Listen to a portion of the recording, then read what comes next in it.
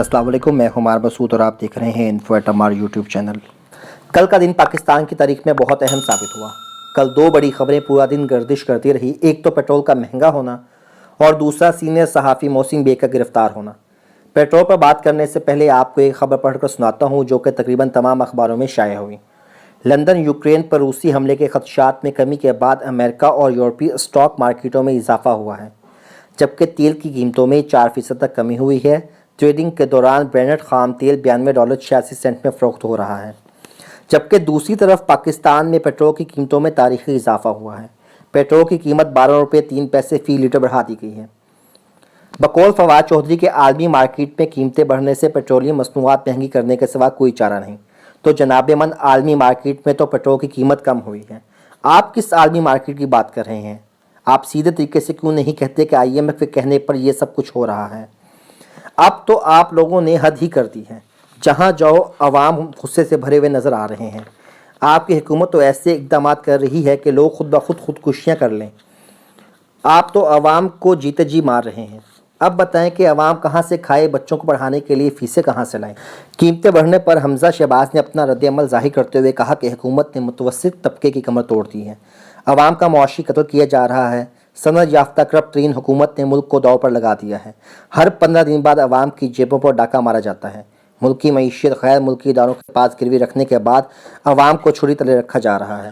दूसरी तरफ बिलावल साहब ने इस इजाफे पर हुकूमत की इत्तेहादी जमातों से कहा कि हुकूमत में शामिल अगर किसी इंसान को अवाम से हमदर्दी है तो इमरान खान को समझाएं। इमरान खान ने जाते जाते अवाम पर महंगाई की बमबारी तेज़ कर दी है। CNG स्टेशन भी 3 माह से बंद हैं। अब महंगाई में मज़ीद इजाफा होगा। नवाज शरीफ साहब ये कहते नज़र आ रहे हैं कि इस हुकूमत का हर काम एक नई बर्बादी का पैगाम है। तेल की कीमत में ₹12 लीटर इजाफा अवाम को कुचल देने के मुतरादिफ है।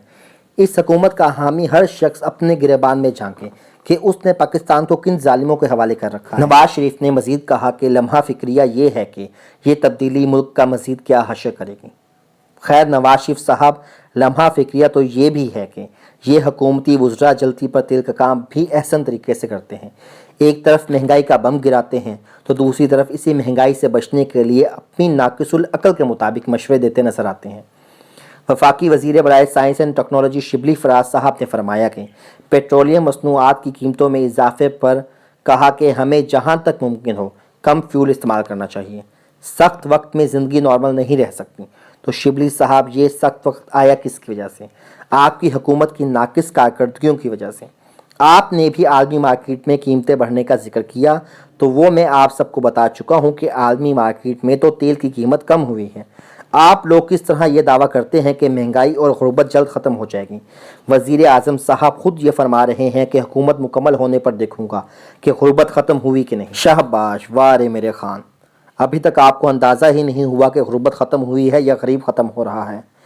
फिर फरमाते हैं कि टेक्नोलॉजी से फ़ायदा ना उठाया तो ये 22 करोड़ की आबादी बोझ बन जाएगी।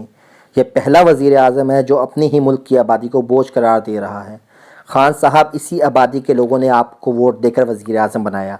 ये बातें बहैसियत वज़ीर आज़म आपको ज़ेब नहीं देती। इन सारी बातों की ये हकीकत है कि अब अवाम आपसे और आपकी हुकूमत से मुतनफ़्फ़र हो चुके हैं।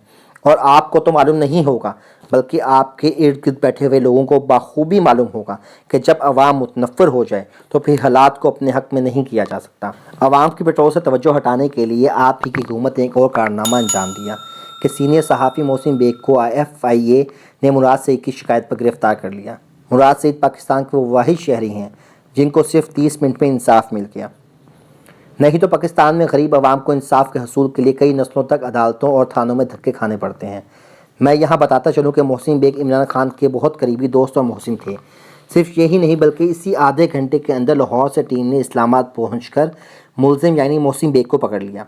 सारा पाकिस्तान इस बात पर हैरान है कि वफाकी वज़ीर मुराद सईद ने कल सुबह 9 बजे लाहौर में FIA को शिकायत की और आधे घंटे में 9:30 बजे लाहौर से FIA की टीम ने इस्लामाबाद पहुंचकर मोहसिन बेग को हिरासत में ले लिया। मोहसिन बेग ने अदालत में पेशी के दौरान बताया कि फेडरल इन्वेस्टिगेशन एजेंसी और पुलिस का जो रवैया रहा उसके लिए आप मेरा चेहरा देख लें। FIA ने इमरान खान के कहने पर मुझ पर तशद्दुद किया। जब उनसे मुराद सईद के दरख्वास्त गुजार होने के बारे में सवाल किया गया तो उन्होंने जवाब दिया कि मैंने कोई ऐसी बात नहीं कही, किताब प्रिंट है। یا اس پر مقدمہ کرتے یا ریحام خان کے خلاف مقدمہ کرتے. وہ کتاب بھی مارکیٹ اور انٹرنیٹ پر دستیاب ہے، میں نے صرف حوالہ دیا ہے. اس کے بعد سما ٹی وی کے مطابق محسن بیگ کے وکیل راہیل قریشی نے بتایا کہ ایس پی اور D S P search warrant مہیا کرنے میں ناکام رہے اور اسلام آباد ایڈیشنل سیشن جج ظفر اقبال نے سینئر صحافی محسن بیگ کے گھر پر مارے گئے چھاپے کو غیر قانونی قرار دے دیا. اور فیصلے میں یہ سوال بھی اٹھایا گیا کہ مقدمہ لاہور میں درج ہوا اور 1 گھنٹے میں ٹیم اسلام آباد پہنچ گئی. بہرحال محسن بیگ کے اوپر بنائے گئے دہشت گردی کے مقدمے کو ان کی اہلیہ نے ہائی کورٹ میں چیلنج کر دیا ہے. اس پر سینئر صحافی نجم سیٹھی نے صحافی محسن بیگ کی گرفتاری اور مقدمے کے معاملے پر پروگرام میں تجزیہ کرتے ہوئے کہا کہ آنے والے دن آج کل سے بھی برے ہوں گے.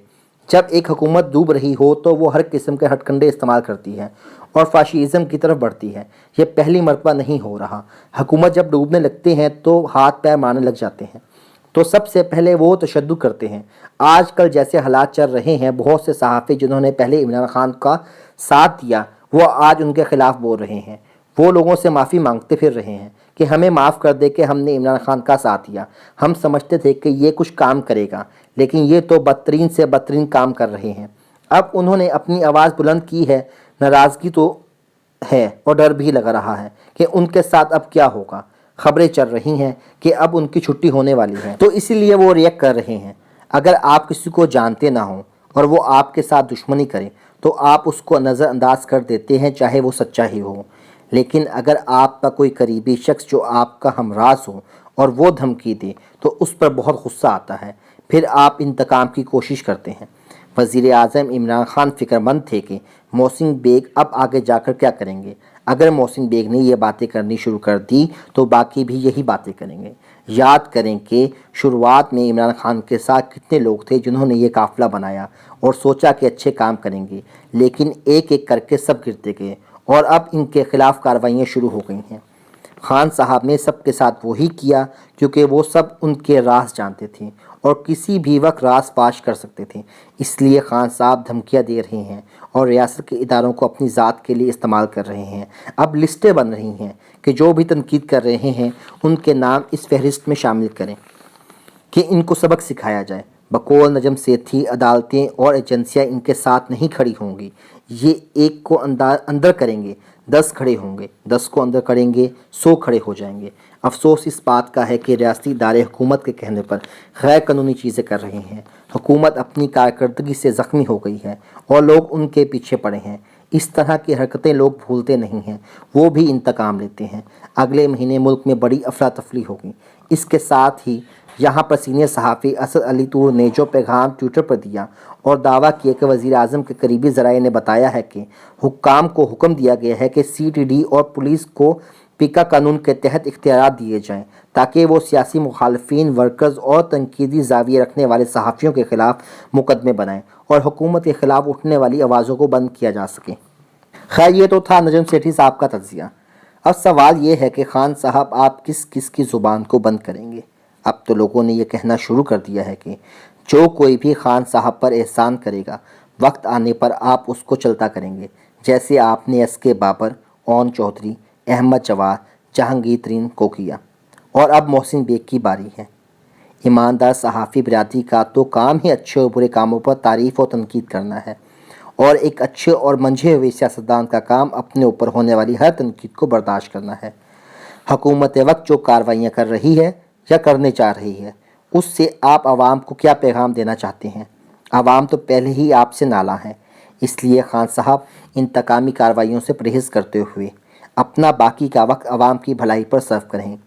کہیں یہ نہ ہو کہ سب کچھ لٹا کے ہوش میں آئے تو کیا کیا، سب کچھ لٹا کے ہوش میں آئے تو کیا کیا، دل میں اگر چراغ جلائے تو کیا کیا. آج کے لیے اتنا ہی. جاتے جاتے پاکستانی عوام کو میرا پیغام کہ آئندہ ووٹ کا استعمال خوب سوچ سمجھ کر کیجیے گا. اسی کے ساتھ ہی مجھے دیجیے اجازت. آپ سے ملاقات ہوگی اگلے ولاگ میں. اللہ حافظ.